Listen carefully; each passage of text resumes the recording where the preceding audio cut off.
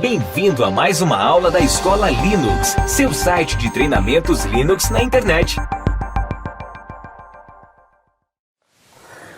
Bom, então nós iniciamos aí a nossa primeiro slide prático aí, de curso Shell Script mesmo. Bom, algumas noções, né? A programação em Shell Script é mais tranquila, de alto nível, ok? Ou seja, ela é uma programação de alto nível. Tem outras ferramentas que são mais fáceis de programar, cada ferramenta, cada linguagem de programação tem uma facilidade específica, né? Ela foi desenvolvida para facilitar uma determinada coisa, né? Então, assim, cada um tem o seu espaço, né, na galeria da fama, vamos colocar assim. Shell Script é uma linguagem que facilita demais para administradores, né? Então, assim, o dia a dia do administrador pode ser automatizado utilizando o Shell Script. Esse daí é o grande foco na linguagem Shell Script. Mas, como eu falei, você pode também desenvolver sistemas, né? Eu tive alguns sistemas que, assim, uma parte era em PHP, outra parte era em Shell Script, outra parte em Python.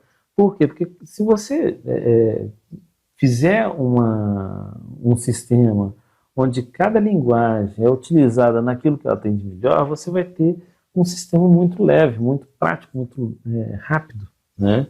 Então, assim, isso facilita muito a vida do seu servidor. Né? Então, vamos aí tentar dar de César o que é de César, né? Cada linguagem tem a sua glória, a sua facilidade, então utilize ela naquilo.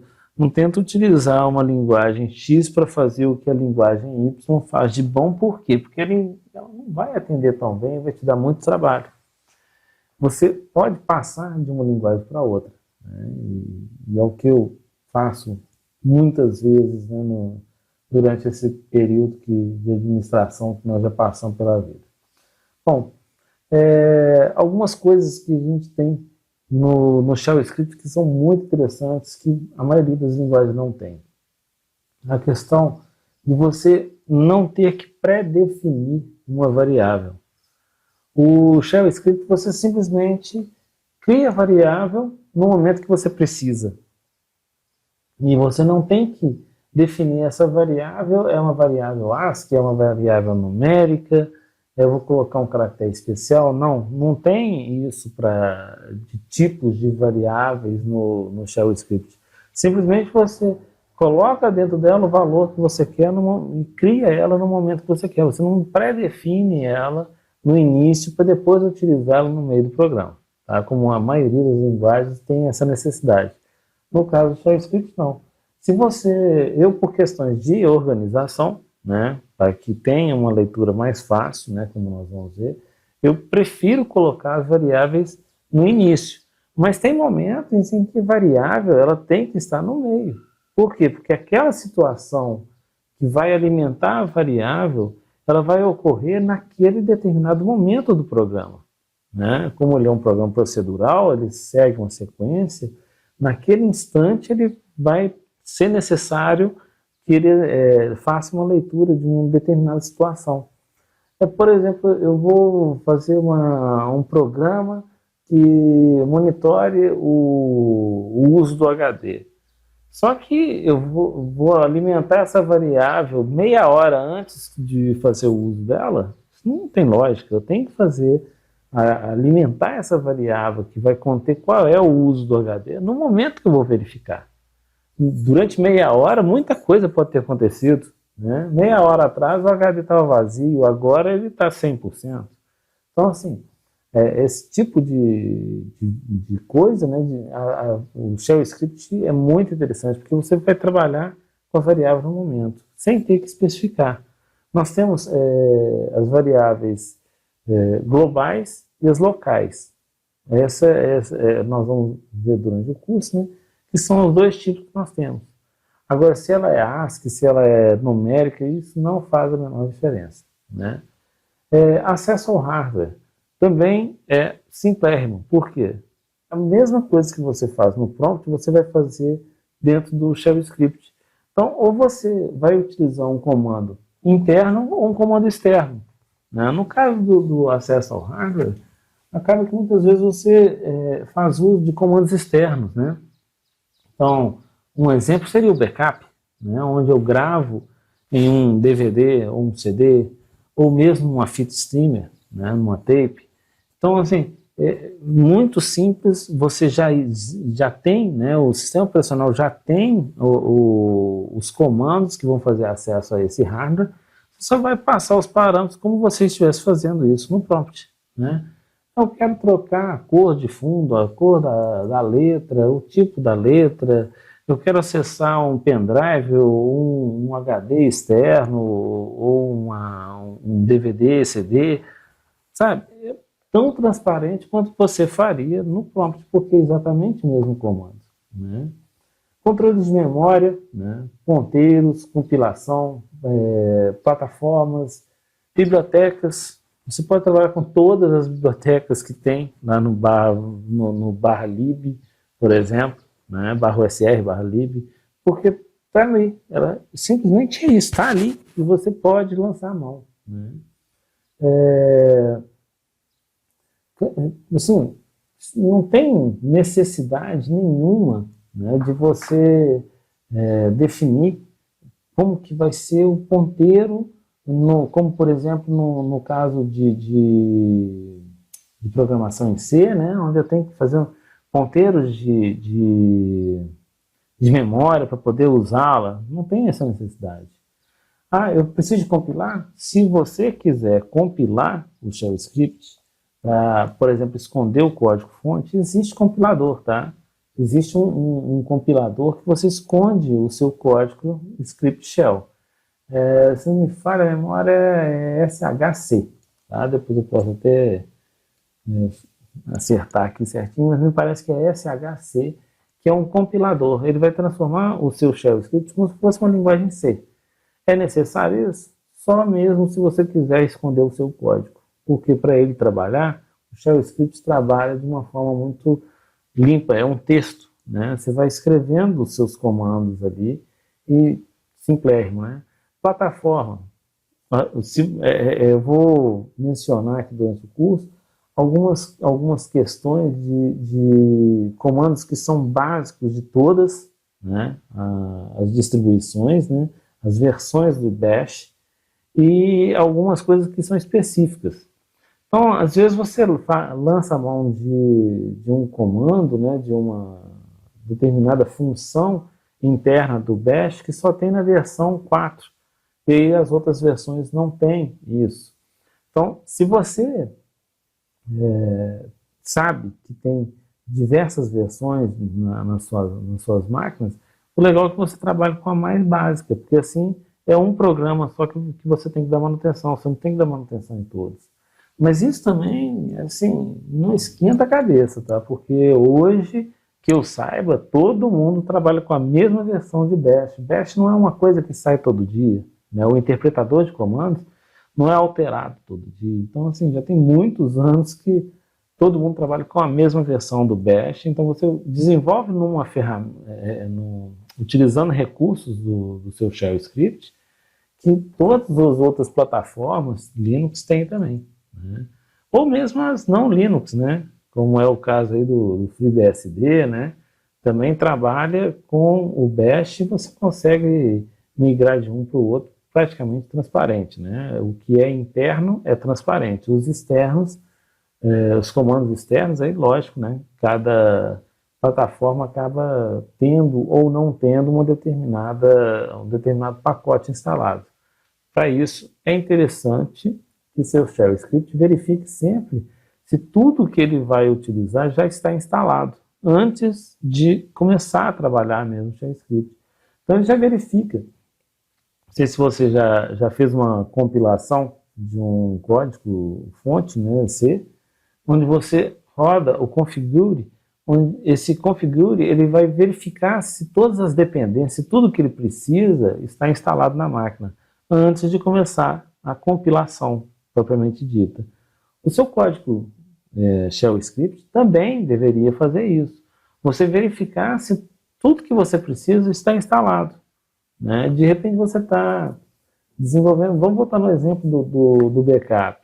Eu desenvolvi um script shell de backup, mas eu não tenho instalado o pacote de gravação em mídia DVD, ou o pacote de gravação em mídia tape.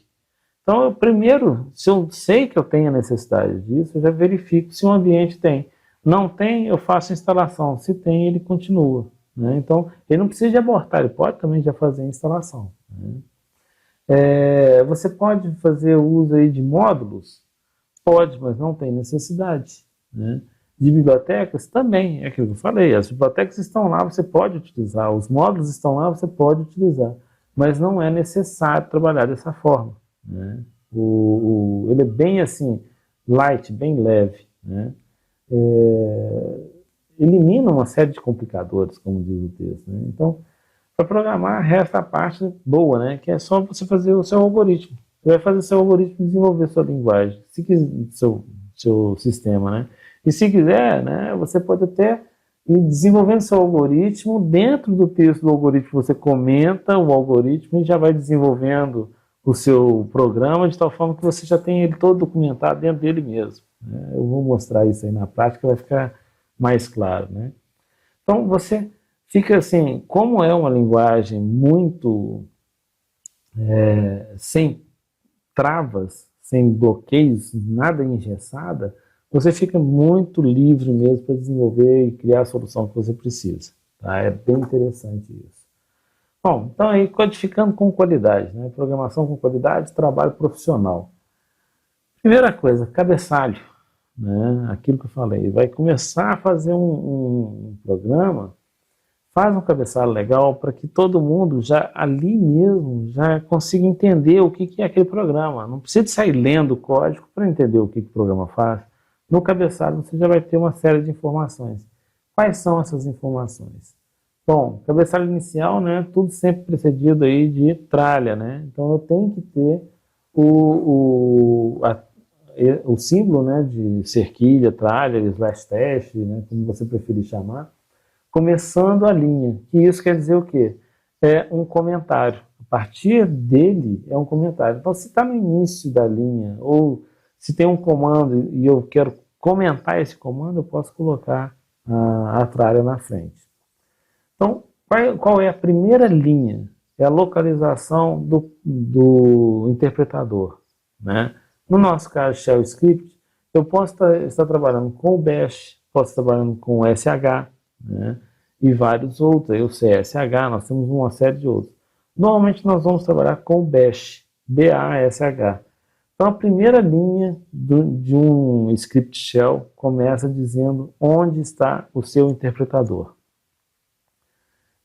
Essa regra, ela vale também se você está criando um script PHP. Para trabalhar no prompt, também é legal que a primeira linha seja o caminho do interpretador. Depois eu coloco lá o nome do programa, uma coisa clara, óbvia, né? Que assim, eu li já lendo ele, já entendo o que o programa faz. Se não é possível fazer isso, então você coloca uma descrição breve desse programa. O que ele faz? Qual que é o propósito dele? Esse é um sistema de geração de backups de clientes, ok? Ou esse é um sistema de geração de backups somente de páginas HTML, porque ele não cuida do seu banco de dados, né? Então, por isso você coloca que ele só cuida de HTML. Então, isso já deixa bem claro, né? Site do programa. Às vezes você está criando não só um programa de backup, mas eu estou criando um programa mesmo, um plugin, uma ferramenta para ser anexada em outra ferramenta. Então aí você coloca a propaganda, né, dizendo onde que é o site que você vai fazer o download, você pode colocar ali no cabeçalho. Nós temos aí o SearchForge, temos uma série de sites, né, onde você pode colocar o seu código para que outras pessoas possam fazer download. Então você coloca ali o caminho, né, para esse seu site. O nome do autor, né? E-mail do autor, também é interessante, porque se as pessoas tiverem alguma contribuição, eles vão mandar para você, né? Nome e e-mail do responsável pela manutenção, né? Caso não seja o mesmo, Então, às vezes, você tem um sistema que já tem uma equipe, já uma galera tá cuidando, né? Então, já vale a pena você começar aí a colocar o nome da turma toda. E, às vezes, né, até o trecho que cada um é responsável, né? Porque assim a pessoa já faz a sugestão de correção ou de adição de alguma coisa direto para a pessoa responsável pelo trecho, né? Descrição detalhada do funcionamento, então aí sim você detalha, né? Eu vou criar um backup do /var www, separando cada diretório em arquivos distintos para fins de controle de versão, sabe? Assim vai, a gente vai detalhando, né? A data de criação, tá? A data de criação desse seu script é muito interessante, por quê?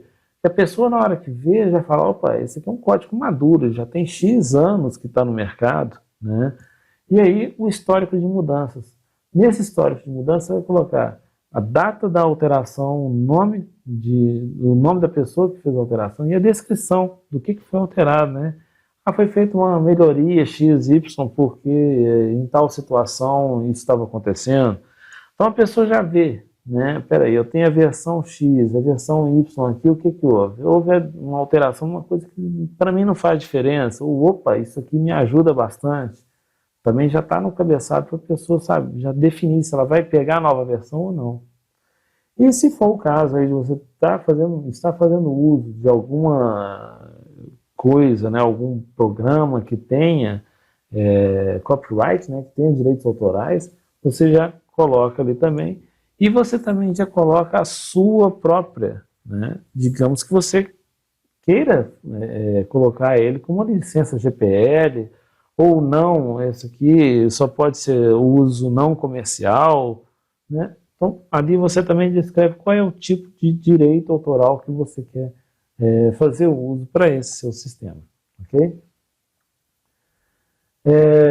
Código limpo, né? Colocar apenas um comando por linha. O porquê disso? Porque tem gente que gosta assim de colocar ponto e vírgula, ponto e vírgula, ponto e vírgula. Ponto e vírgula é um separador de comando. Mas na hora que você está trabalhando a sua linha, né, de comando, fica muito complicado de você sair colocando um monte. Não tem necessidade de você colocar uma série de comandos na mesma linha, separado por ponto e vírgula. Coloca um debaixo do outro, né? Então, assim, fica mais claro, mais limpo, né? E não tem diferença, né? Você vai falar só que, meu código tem 20 linhas e se eu colocar uma linha debaixo da outra, ele vai ficar com 30 linhas, com 40 linhas. Não faz diferença, para o JavaScript não faz a menor diferença. E para você, na hora da manutenção, vai ficar mais claro se você tiver colocado os comandos separados, né? E para ficar mais claro ainda, faça um deslocamento, né? A indentação, como é chamado, né? É obrigatório igual ao Python? Não, não é obrigatório igual ao Python, mas se você faz uma indentação, você sabe onde abriu um if e onde ele está fechando, de uma forma bem mais clara.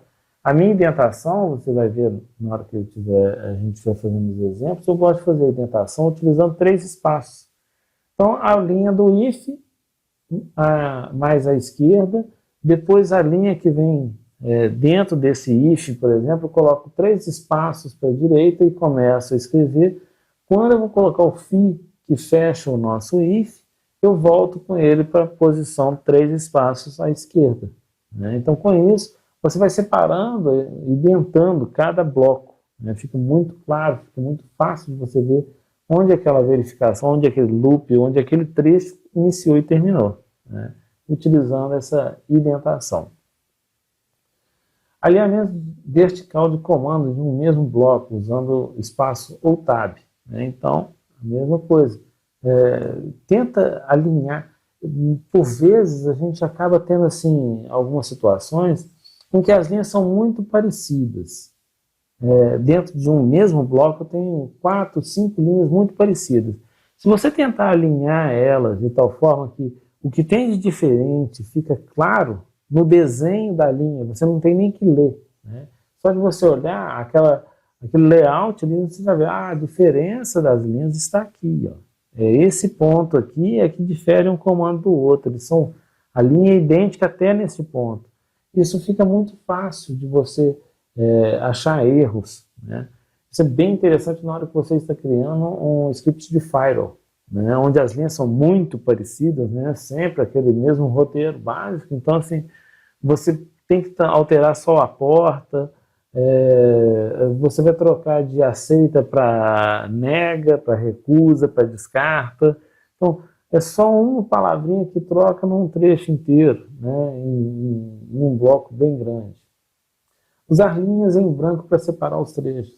Então, eu fiz um bloco de if, vou fazer um outro, coloco uma linha em branco, separa um do outro para ficar mais claro, né? Como eu falei, número de linhas não é problema. Linhas com comentário também não é problema nenhum. Nós vamos ver no próximo slide aí que não tem assim essa questão de coloquei comentário, vai aumentar meu código. Não vai, porque não é tratado pelo Bash, né? O Bash só executa os comandos. O que é comentário ele ignora. Não ultrapassar o limite de 80 colunas por linha.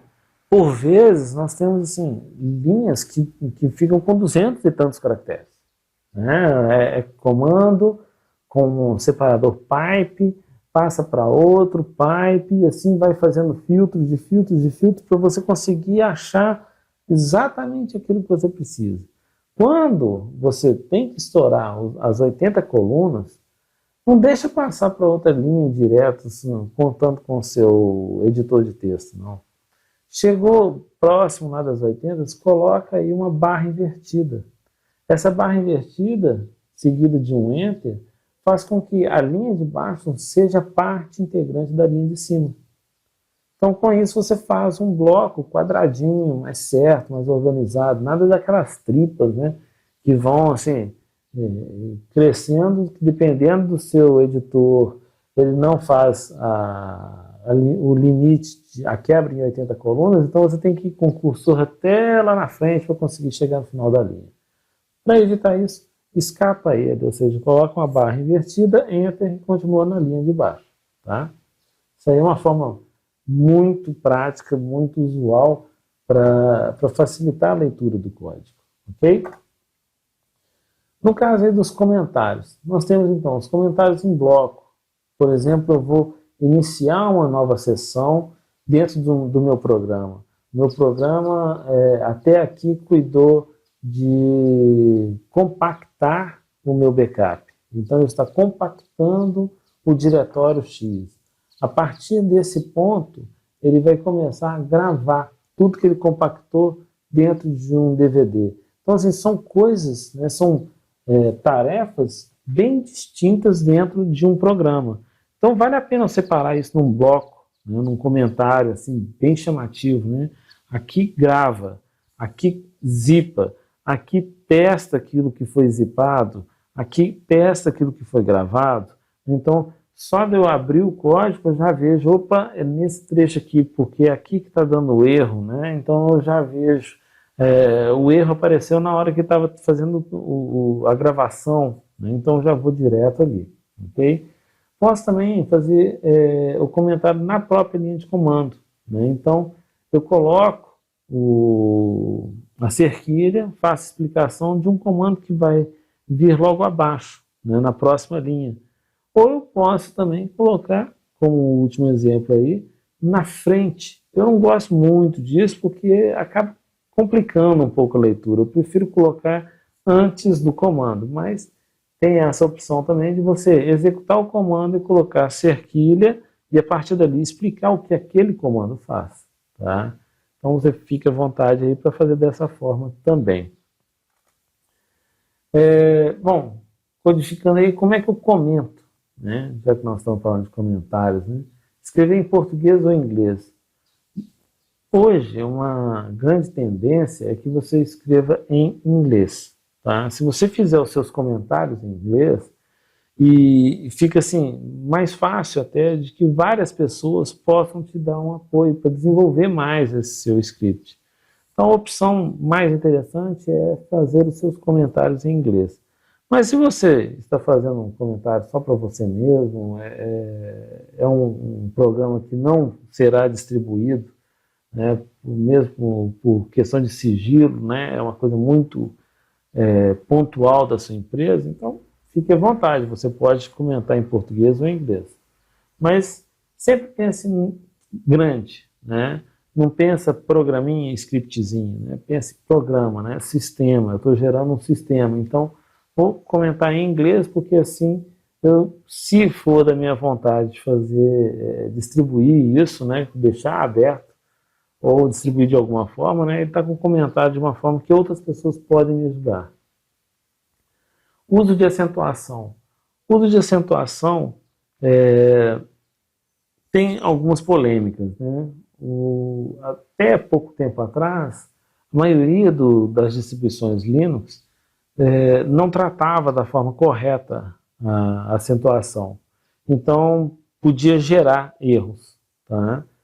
Hoje, não. Hoje, assim, já há alguns anos, né, todo mundo trata acentuação. Então, você pode fazer o seu texto acentuado. Tá?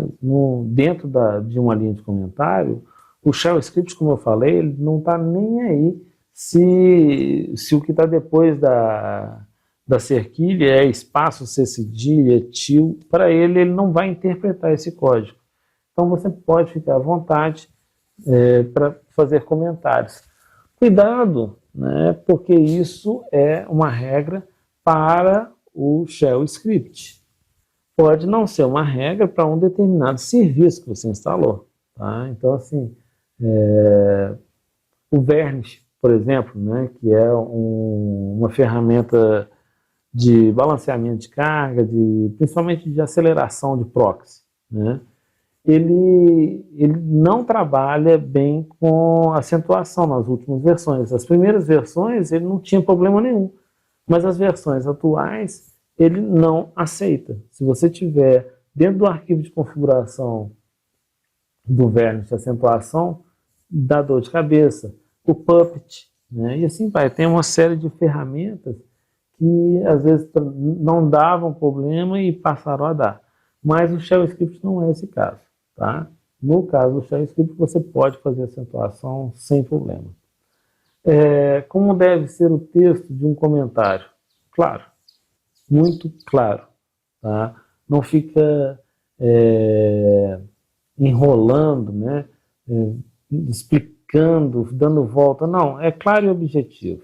Né? Essa linha faz isso, isso e isso. Se tem necessidade de você explicar a linha, veja, né, se é porque a linha é uma linha importante e tem necessidade de comentar, ou se é porque o código está esquisito demais e você teve que comentar. Se ele está esquisito, tenta melhorar esse código.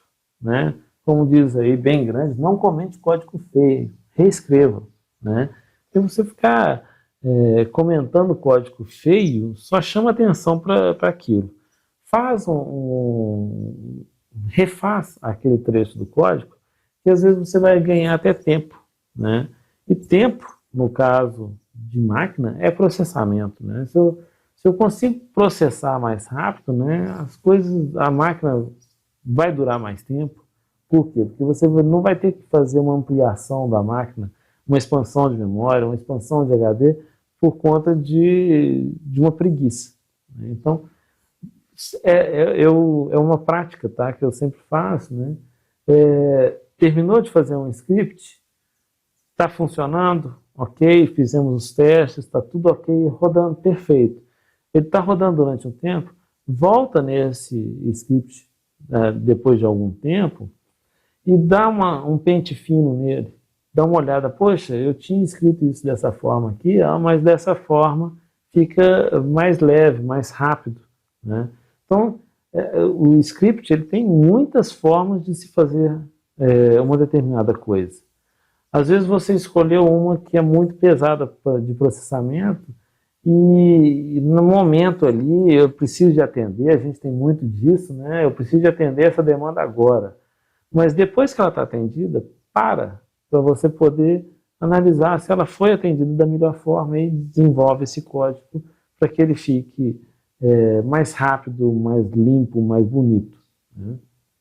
Daquele que chega no final, assim, você chama até os amigos para olhar, olha como é que ficou isso aqui, né? Porque viram o seu filho, né? É muito interessante. Faz mal comentar demais? Faz. Você acaba perdendo o foco, né? Então, por isso, seja muito objetivo, muito rápido, muito claro. Piadinha? Pode fazer, não pode xingar. Palavra de baixo calão dentro de um código não tem a menor necessidade, né? Mas você pode fazer piadinha. Era uma coisa muito comum, tá? Hoje a gente não tem mais isso, mas tinha muito, muito, muito mesmo, sabe? Comandos que você executava ele de forma errada, aí vinha uma piadinha, né? Eu não sou adivinho, tenta usar uma das chaves corretas, e vinha assim, algumas brincadeiras, né? Você pode escrever piadinha? Pode, né? Lógico que não é um livro de piada, né? É um código de programa, então tenta ser objetivo, né? Então aí, o que é o to-do, o fix-me e o xxx, né? O to-do é o quê? É uma tarefa a ser feita, né? Eu sei que tem uma pendência que ainda não foi resolvida, então eu coloco ali no to-do, né? Para fazer, né? Então, eu vou fazer uma melhoria disso, né? Eu sei que isso aqui é legal, então assim, eu vou inserir, mas agora eu não tenho tempo, então eu já coloco no to-do, para que seja um lembrete, né? Fix-me, então assim, é um bug conhecido, né, que precisa ser solucionado, então eu já sei também que tem esse erro, tá? Não precisa de me mandar e-mail não, esse erro aqui não é crítico, eu posso resolver depois, né? Ele joga uma sujeirinha no canto da tela, então você põe ali, né, no fix-me. O XXX, né, para chamar atenção, né, deixar uma notícia, um recado, lembre-se sempre de setar a variável y com o valor tal, né? No nosso caso aqui, definindo o tamanho da sua mídia, por exemplo, né? No caso do backup. Então, eu vou colocar uma mídia que é um CD ou uma mídia que é um DVD. Um CD ele pode ter 600, ele pode ter 700, ele pode ter 800, né? Que mídia, qual o tamanho máximo, né? Então, são coisas críticas que para que o sistema de backup funcione, onde ele vai gravar. Então eu tenho que saber o máximo tamanho que eu posso gravar e assim fazer um backup multivolume, por exemplo, né? Então essas são as funções aí do to-do, fix-me e o xxx, que o xxx sendo na verdade uma forma, né, de você chamar a atenção para um tipo de recado, né? Então coloca ele, às vezes, com comentário de bloco, alguma coisa assim, né? Seja bem claro naquilo que tem que ser claro, né? É possível utilizar setinhas, né, fazendo o sinal de maior que e o hífen, ou menor que. Tem uma série de formas de você chamar a atenção no ambiente caractere, tá?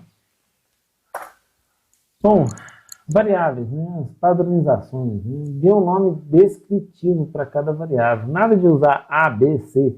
Tá? Utiliza um nome claro. Os nomes de variáveis não podem começar com número. Tá? Então você tem que começar sempre com letra. Você coloca lá espaço mídia, né? Tamanho mídia, no nosso caso aqui, né, do CD, né? Então tamanho mídia igual, e aí você coloca 640, né? Seria a definição aí que depois eu vou utilizar mais na frente, né? Qual o tamanho da mídia?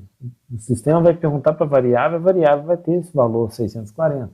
Né? Então a limitação quanto ao tamanho do nome, bom, de fato você tem 256 caracteres. Então praticamente é o mesmo de falar que não tem limite do tamanho do nome. Mas o que você vai fazer com uma variável que é um texto? Né? Vamos ser claros, né? Vamos colocar uma coisa bem sucinta, bem clara, né? Tamanho, mídia, data, home, né? São uma única palavra de preferência, né? Às vezes você tem necessidade de colocar ela maior, ok. Então, vamos trabalhar aí com as variáveis em maiúsculo também, né, para chamar mais atenção. Então, tenta manter a variável toda em maiúsculo. Você pode trabalhar com a variável naquele estilo camelo? Pode, tranquilo. Se você tem esse hábito, né, só use ele do início ao fim, né? Não fica uma coisa, uma hora é minúsculo, outra hora é camelo, outra hora é totalmente maiúsculo. Coloca as variáveis maiúsculas para coisas que são variáveis globais, por exemplo, e camelo quando você vai utilizar para variáveis locais. Faça a sua definição e utilize ela. Tá? Por quê? Porque para uma outra pessoa se adaptar, né, fica muito mais fácil. Né? Ela lê e sai interpretando. Até inconscientemente, né, ela já lê o código e entende aquilo ali. Agora, se cada momento você usa uma coisa, fica impraticável. Né? Quando criar uma variável, né, critérios para reutilização de variável, né, e variável de nome genérico. Bom, quando criar uma variável? A qualquer momento que você precisar dentro do código, como eu falei, você pode criar a variável. A variável, no caso do Shell Script, ela não tem a necessidade de uma pré-definição, de uma pré-criação, de definição de tipo nenhum. Né? Simplesmente você cria no momento que você vai utilizar. Você pode reutilizar essa variável? Sim, eu posso reutilizar. Eu criei a variável, digamos, uma variável que me defina o meu local, né? Dir local, né? O diretório local.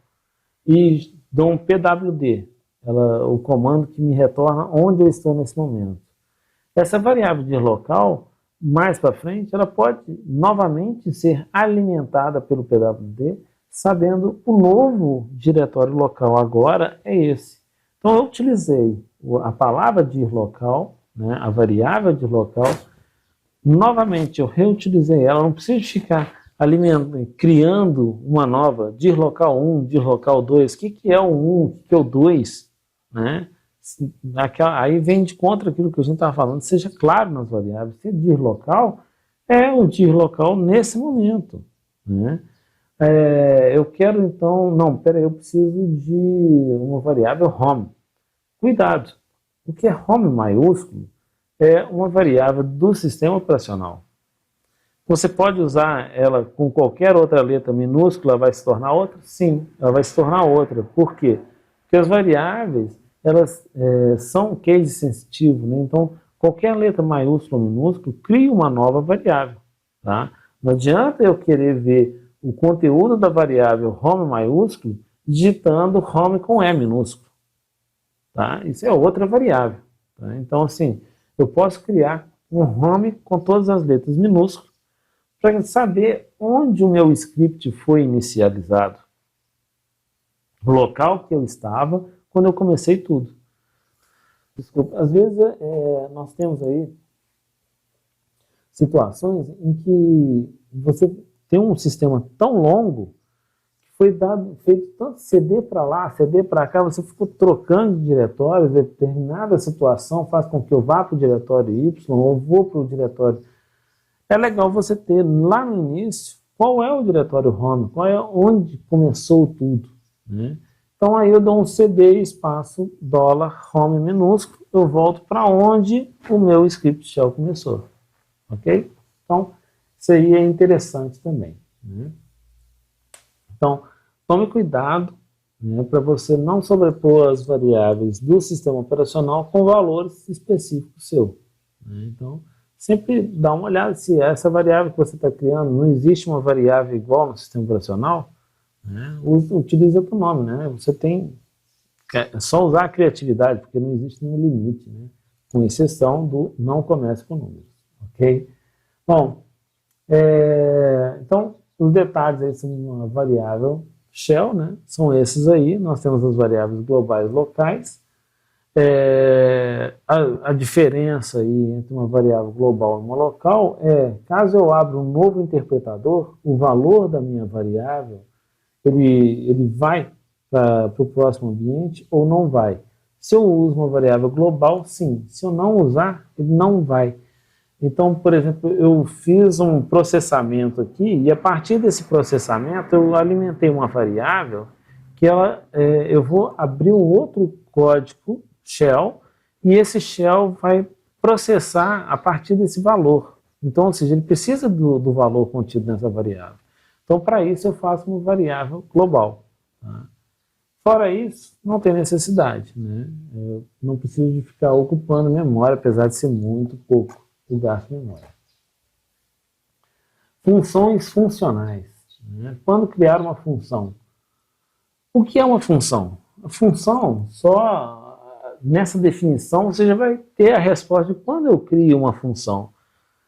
A função é quando eu consigo sintetizar dentro de um bloco, né, aquilo que eu faço várias vezes durante o meu programa.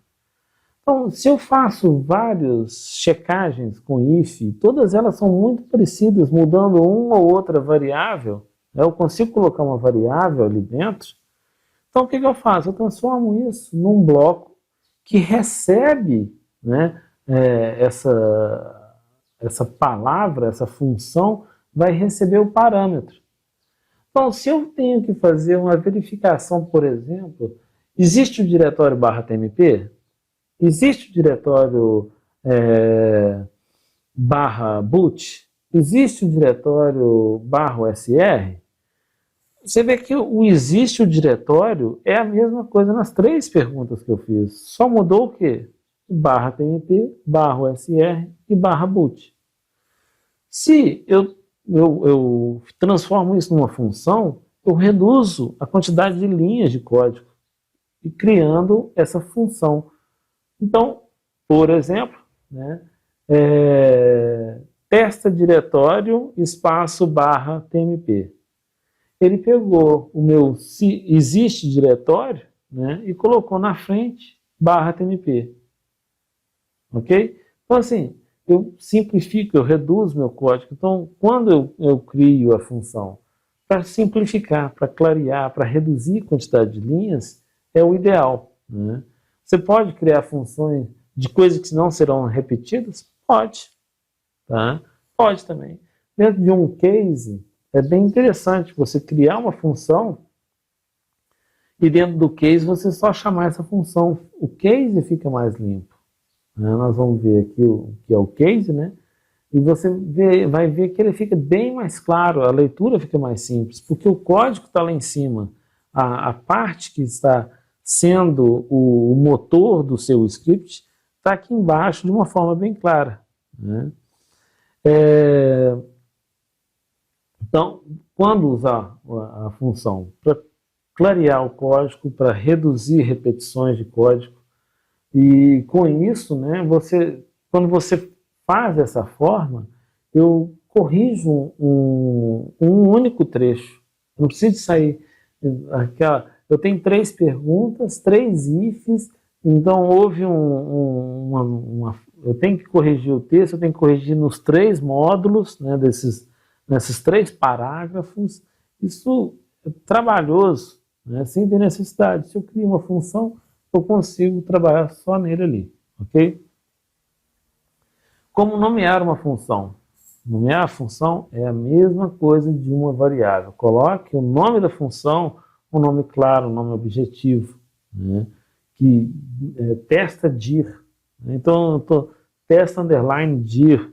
Eu estou testando se o diretório existe. Né? Então, seja muito claro sempre. Tá? O nome das funções é a mesma jogada das variáveis. Posso criar qualquer nome? Pode. Também elimina os iniciados por número, né?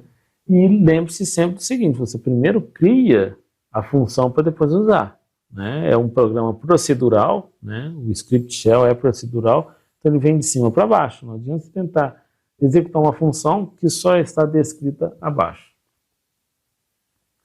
Versionamento.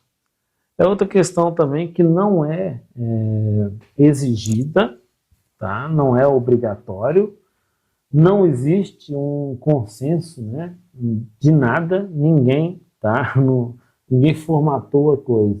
Mas eu sugiro, né? Sempre usar aí essa situação aí de 2.1, né? N.N, né? Então, o que que eu vou criar um novo sistema?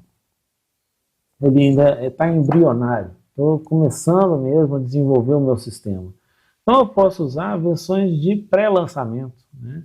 0.1, 0.2, né? Que seria como se fosse beta. Eu ainda estou assim, começando com a minha estrutura. E eu quero ter um histórico, né? Porque eu fiz a 0.1, ela estava funcionando legal e eu fui inserir uma nova função na 0.2 e acabou dando problema numa coisa que a 0.1 já fazia. Então eu tenho as duas versões para comparar onde que eu errei no meu código. Se você não tem esse cuidado de ter versões diferentes, você acaba tendo retrabalho de código. Tá? Então, tenha versões diferentes para você ter histórico. Então, 0.1, 0.2. Depois, agora sim, lancei. Esse aqui está ok. Esse fechou e está funcionando perfeito. Então, 1.0. Outra coisa que não se deve fazer, né? Começou com um estilo de versionamento, né? E passa para outro. Isso aí é triste, porque a pessoa fica sem saber, né? Os sistemas, né, começam com versão 1, 2, 3, 4, 5, 6, 7, 8, aí de repente passa 2015, 2016, peraí, é um outro sistema totalmente diferente, você gera um desconforto no seu cliente, vamos colocar, né? Então, é legal que você mantenha o estilo, né? Se eu usei o número do ano, que eu use a versão do ano, se eu usei número, que eu use número, né? Não fica, ora uso de uma forma, ora uso do outro, porque você perde a linha do tempo, né? Quando ele se transformou em 2015, ele virou 2015 ou ele depois do 2015 que foi 1, 2, 3, 4? Né? E a pessoa fica sem saber. Aí a pessoa é obrigada a abrir o código para ver as alterações que foram feitas lá dentro, para entender o histórico, né? Então, é muito complicado. Mantenha um estilo de versionamento, né? O que eu sugiro é esse aí, ó, N.N. É muito legal, né? Por vezes, tem sistemas mais complexos que trabalham com N.N.N, né? Então, fica a seu critério. Eu gosto de trabalhar com N.N porque, por exemplo, fiz uma alteração, uma coisa que estava assim para corrigir, né, um to-do. Eu vou mudar o quê? Ponto alguma coisa. Agora, foi recriado, né? Eu vi que assim, se eu pegar o meu código e reescrever ele dessa forma, ele vai ficar muito mais rápido. Então, o que eu vou mudar? Eu vou mudar o 2. Né? Então, quando você tem uma reestruturação muito grande, eu mudo N. Se eu tenho só uma correção, eu mudo ponto N. Né? Então, uma coisa são os releases, né? E outra coisa é uma versão nova. Vamos colocar assim. Né? O release é uma correção, um pequeno adendo, né? Agora, quando você tem uma reestruturação do seu sistema, aí você muda a versão dele, ok? Estão vendo aqui, versões redondas indicam o lançamento de grandes mudanças, foi o que eu falei. Então, nós temos aí versão 1, versão 2, versão 3. Né? É permitido saltos de versão? Sim. Eu posso ter feito a 2.0 e soltei depois a 2.2, porque a 2.1 teve uma alteração tão pequena, tão insignificante, e logo depois eu já vi que tinha que fazer uma outra inserção, aí eu já soltei de cara 2.2. Né? É permitido, não precisa de ficar 2.0, 2.1, 2, 3, 4. Não, posso soltar da 2.0, já solto 2.3 de uma vez. Bom, é isso. Né? Antes do lançamento, pode usar 0.1, como eu já falei. Então é isso aí, nesse slide. Histórico de mudanças. Vamos entender aí, né? Se você já esteve lá dentro do seu /usr/share/doc, você já viu que alguns pacotes eles têm alguns arquivos diferentes, né? Nós temos lá o changelog, o news, né? O que cada um desses faz, né? O changelog é uma linguagem técnica e detalhada. Relata mudanças ocorridas nos arquivos, várias informações são importantes, como a data da alteração, quem fez, o que fez e por que fez. Então, é uma linguagem para quem? Para a equipe de desenvolvimento, né? O pessoal do desenvolvimento fica de olho no changelog, porque, opa, saiu aquilo ali, vamos ver o que eu preciso aí, se houve uma alteração no meu bloco, que o pessoal não me avisou. Então, o pessoal do desenvolvimento fica de olho, porque a linguagem ali dentro é uma linguagem muito detalhada, muito técnica, né? O News já é uma linguagem não técnica, né? Informação sobre novas versões, né? Mudanças que são agrupadas por versão, e não importa quem fez ou quanto fez.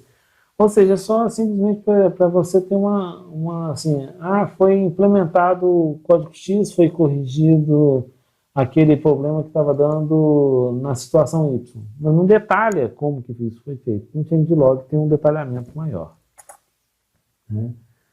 E os agradecimentos, né? Não é para você ficar puxando o saco, mas também não vai esquecer, né? Se você colocou o seu código lá no SourceForge, como eu tinha falado, e uma determinada pessoa pegou e entrou em contato contigo, mandou um e-mail falando para você que em tal situação isso ocorreu, ou seria interessante adicionar aquilo, vale a pena você colocar lá um agradecimento para esse cara. Isso vai estimular ele a melhorar o seu código, né? Vai ser interessante para você e só custou um obrigado, né? Você manda um e-mail para ele, ó, coloquei seu nome lá no agradecimento, valeu, obrigado aí pelo apoio, e tá lá o seu reconhecimento. Isso é sempre legal, né? É muito interessante que você saiba agradecer o seu público, né? Então, é isso aí. Nós vimos, então, o cabeçalho inicial, código limpo, código comentário, variáveis padronizadas, funções funcionais, né? Funções que são úteis, versionamento, histórico de mudança e agradecimentos. Essa foi uma aula somente teórica, né? Eu sempre explico, né, que as minhas aulas elas acabam sempre começando com mais teoria, né? Depois nós vamos tendo uma introdução de prática, né, nas próximas aulas, e termina que a gente acaba tendo um curso bem prático no final. Mas eu preciso que você entenda, né, tenha esses conceitos aí, essa teoria bem enraizada, né, para que você faça um programa e não um scriptzinho, ok? Então é isso. Nessa aula, nós fechamos aí esses temas que nós abordamos e aguardo você na próxima aula.